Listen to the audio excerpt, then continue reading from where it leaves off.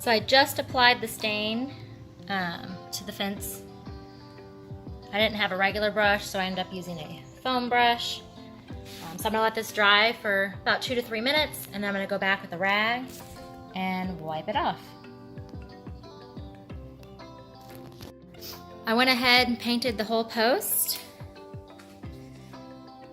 So it's painted all the way around, so I'm letting it dry for a couple minutes. I'm gonna go back over again with the cloth, and we're gonna dry it off.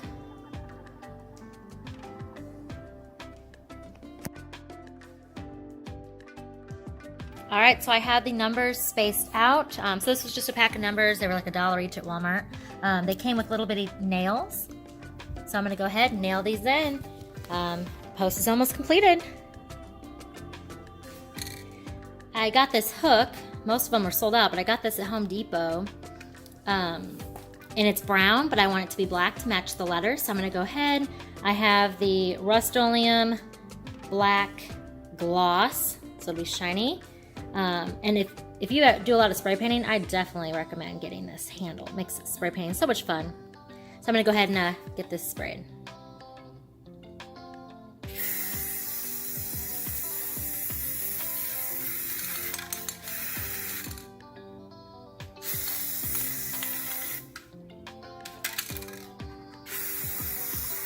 All right, we'll let that side dry and then flip it over.